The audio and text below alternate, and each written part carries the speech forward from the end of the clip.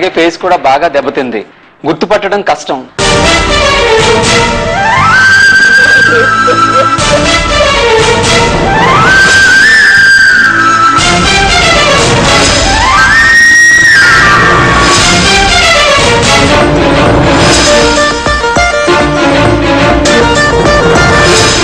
Body king George హాస్పిటల్లో ఉంది, వెళ్ళి చూసుకోండి.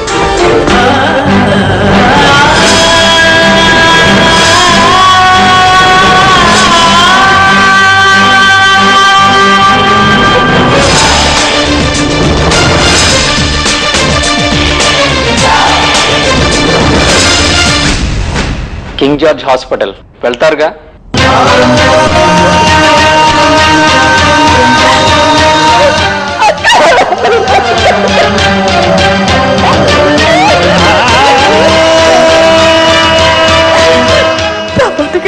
ఇలా అయిపోయింది. హాస్పిటల్కి వెళ్ళి నా పొజిషన్ లో చూడలేదు, అలానే ఆయన్ని చూడకుండా ఉండలేదు.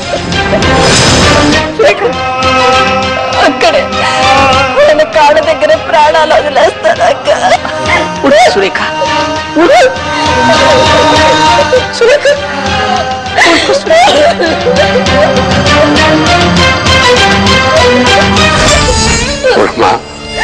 చావు పుట్టుకలు మన చేతిలో ఉండవు. ఆ భగవంతుడు వాడికి అంతే ఆయుష్ ఇచ్చాడు అనుకోవాలి. అది తీరుకోగానే తన దగ్గరికి తప్పించేసుకున్నాడు.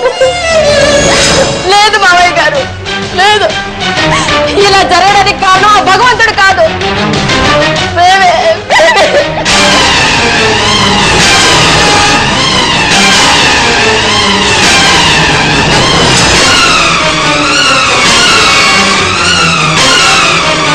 మేము చేసిన పాపాలే ఆయన ప్రాణాన్ని బలికొన్నాయి మావయ్య గారు. మీరు చెప్పినట్టుగానే ఈ జన్మలో చేసిన పాపాల ఫలితం ఈ జన్మలో అనుభవించేలా చేశాడు ఆ భగవంతుడు.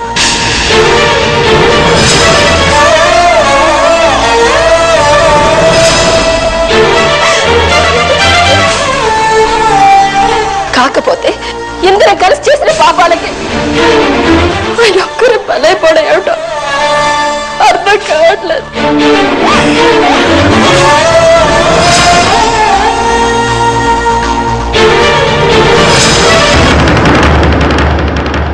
ఏమిటమ్మా నువ్వు మాట్లాడేది?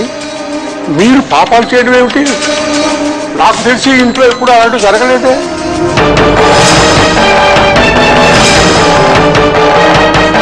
ఒక్కోసారి ఆ దేవుడు మంచివాడను కూడా ఇలాంటి శిక్షలకు గురి చేస్తూ ఉంటాడు.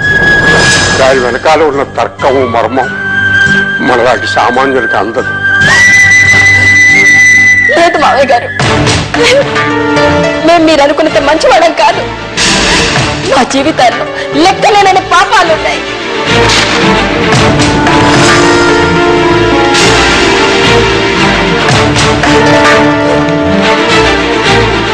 విజయ్ పెళ్లి తలపెట్టినప్పటి నుంచే ఆ పాపాలు మొదలయ్యాయి. పెళ్లికి ముందే విజయ్ గురించి సంజయ్కంతా తెలుసని మీరు అనుకుంటున్నారు, కానీ అది నిజం కాదు.